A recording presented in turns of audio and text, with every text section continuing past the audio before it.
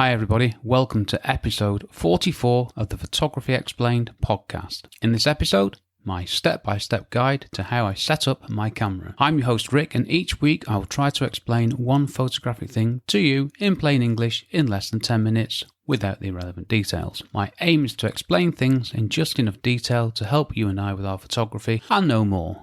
I am a professionally qualified photographer based in England with a lifetime of photographic experience, which I share with you on my podcast. Yep, episode 44, and I still can't remember the introduction and I'm still having to read it out. I even tried an ad-lib, but it went so disastrously wrong that I just had to delete the first take and start again. Let's get into this one. I'm really I was going to say a very, very warm welcome to everybody. I'm really grateful for your listenership, if that's a word. I'm going to stop ad-libbing there because I'm getting in trouble already, aren't I? Right then, let's get back to the subject in matter.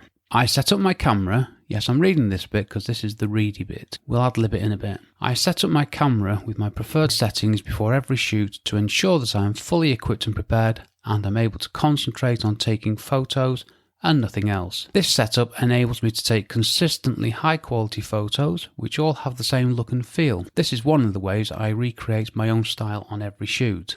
I think there's an important thing at the end there about my style. I use the same settings, I use the same basic processing in Lightroom, and that's why my photos look, well, they're not the same, but they have the same look and feel from one shoot to the next, and that's become my thing. Now, this didn't come about through me being clever. It might have just been me being lazy. Once I've got camera settings that work, I was just happy to stick with them. And I've stuck with them for so long now that has I think my own look and style have just evolved from how I set up my camera and how I process things in Lightroom, which are both very well refined workflows now. Just a little word there about style. If you're always changing the settings on your camera, you'll always get slightly different results. And if you always do different things in Lightroom, you'll end up with slightly different results. Now easy for me to say, that might not matter from one shoot to the next, but when you start to look at a body of work,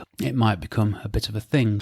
One to think about, but now let me get back to the point of how I set up my Canon 6D before a shoot. Yes, I'm still using a Canon 6D Mark I. First item, it's the Canon 6D with the Canon 17-40mm f4 lens. Very helpfully on my list of notes, I put 17-40m f4L lens. That would be a thing, wouldn't it? A 40m focal length. I'm not even going to think about that. I don't know where that's going to take me. Number 2, I put my camera in AV mode. Now what that means is that the camera selects the shutter speed based on the aperture that I select and the ISO that I have also selected. AV mode, then the aperture I set as f8. That's the starting aperture for every shoot, every trip, everything I do. f8 is the sweet spot. f8 gives me great depth of field, but that's my starting point. Number 4. ISO 100. Now this is the lowest native ISO on the Canon 6D. The lower the ISO, the better the quality of the image in general terms. Number 5, AF, autofocus. It's on. Why would you turn it off? Number 6, I take photos in RAW, not JPEG. I only take photos in JPEG when I've made a mess of the settings. One for another time, but that's what I do. 7, evaluative metering. Now, I'm doing architectural photography. Evaluative metering's the jack of all trades, really. It's a good general one. There are other settings, but it works perfectly for what I do. And it's a good starting point for anybody, to be honest with you. Number 8, back button focus. I do one custom setting on my Canon 6D, and what this means is that I focus using the AF on button on the back of the camera. So when I press the shutter release button, that's just activating the shutter. It's not affecting the focus. It's just how I like to work on my architectural photography work. 9, focus mode, one shot. 10, drive mode, single shooting. 11, auto white balance. I've gone quiet there because I'm awaiting the backlash of people who say you should be selecting the correct white balance for the lighting conditions. Yes, you should, but I've got bigger things to worry about if I'm working on a live construction site, and because I'm shooting in RAW, I can change the white balance afterwards in Lightroom. So The point of all these things is to make it easier for me to take better photos more efficiently. 12. Bracketing. I bracket all my architectural photography work. I take 3 photos, 1 the correct exposure, 1 2 stops underexposed, 1 2 stops overexposed.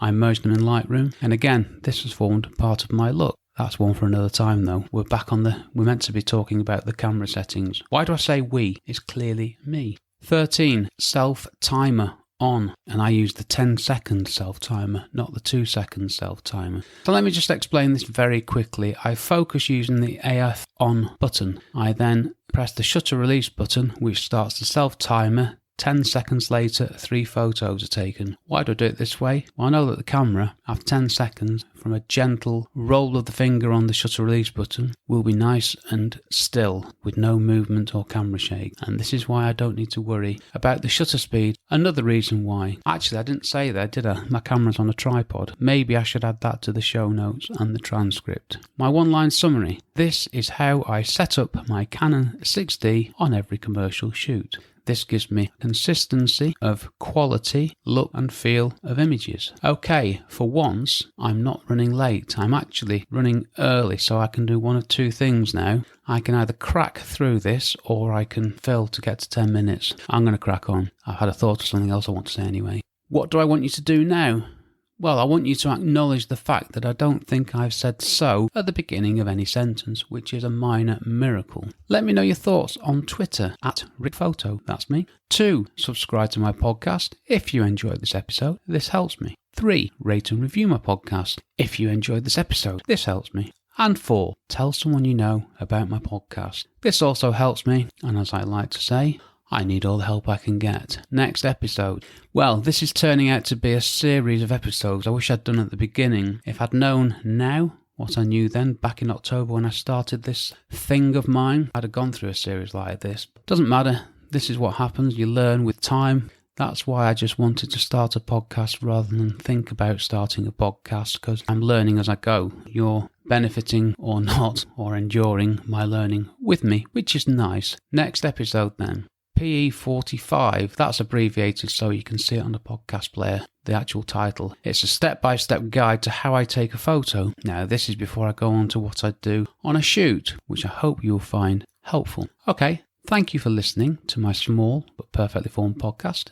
It says here, check out my website, rickmcevoyphotography.com, where you can find out all about me and my architectural and construction photography work, as well as my most excellent photography blog, where you can learn lots more about photography and find out a bit more about me if you want. Also, please check out my Photography Explained podcast website, where you can find out how to ask me a question, find a list of all the episodes I've published, and also the things I'm going to explain in future episodes. Now, I need to say that the website is now up to date as of this morning, which I'm very, very pleased about. I've gone through all the transcripts, transcripts, blog posts, the show notes, and we're all good now. So now it's just a case of creating new content, which is the exciting bit. So delighted to have got over that major piece of work. As an email comes in, I knew something was going to happen. Yes, there's a list of episodes, which is up to date as of today, and also things I'm going to explain in future episodes. Probably repeating myself there, aren't I? Sorry about that. Well, this episode was brought to you very much by the power of me being delighted to have a completed website. And having been worried about being short on time and not filling the 10 minutes, I have magically made it too late again. 10 minutes is pushing it, to be honest with you. I might have to qualify the time to be 10 minutes for the explanation-y bit. Anyway, definitely waffling now. Time for me to go.